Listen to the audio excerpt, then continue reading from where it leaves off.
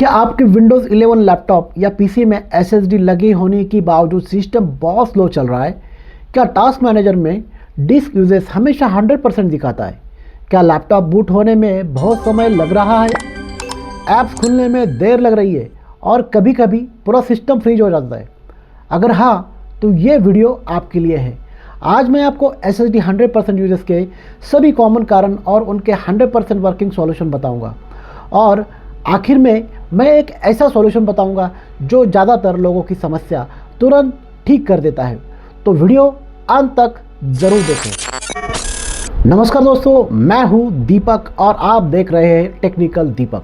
अगर आप Windows troubleshooting, laptop repair, BIOS settings, SSD upgrade और कंप्यूटर टिप्स सीखना चाहते हैं तो चैनल को सब्सक्राइब ज़रूर करें। चलिए शुरू करते हैं। एसएसडी 100% यूजेस का मतलब क्या है?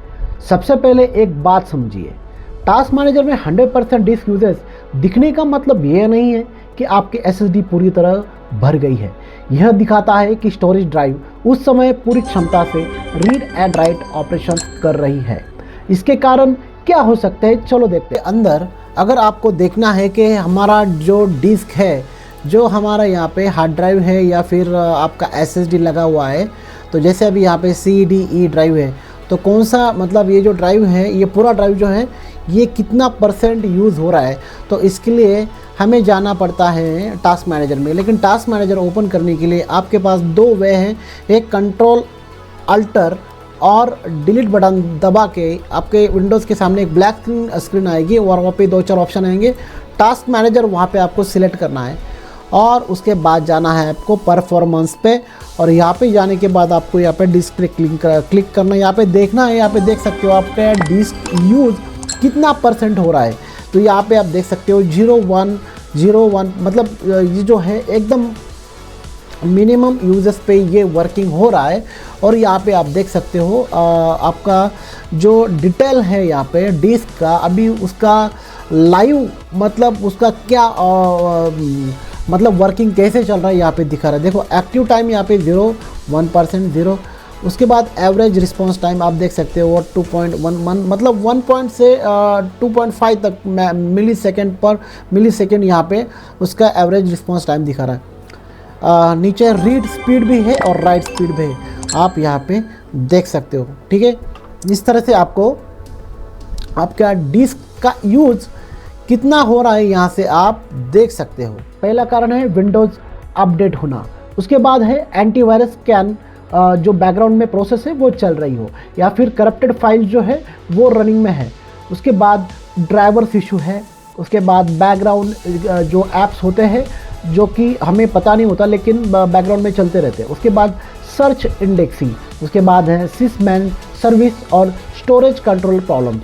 इसलिए पहले कारण हमें समझना बहुत ज़रूरी है। टास्क मैनेजर में पता करें कौन कौन सी ऐप जिम्मेदार है।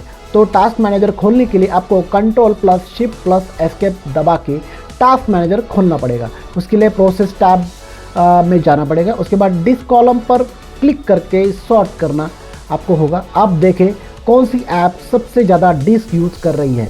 अगर कोई अनावश्यक ऐप लगातार डिस्क इस्तेमाल कर रही है तो उसे बंद करें या स्टार्टअप में डिसेबल करें।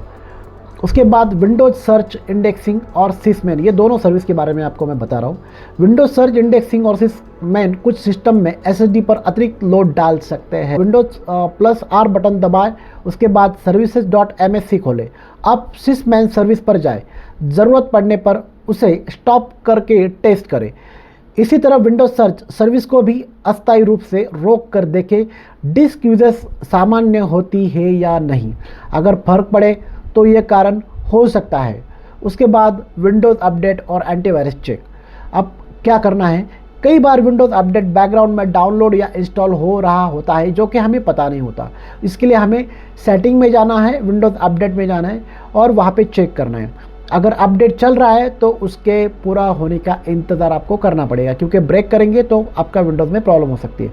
इसके अलावा एंटीवायरस फुल स्कैन भी अस्थायी रूप से डिस्क यूजेस बढ़ा सकता है। तो इसीलिए आप जब एंटीवायरस का फुल स्कैन हो रहा हो तो आपको वेट करना पड़ेगा। एसएसडी और स्टोरेज कंट्रोलर। अब डिवाइस मैनेजर खोलें, स्टोरेज कंट्रोलर और डिस्क ड्राइवर्स देखें।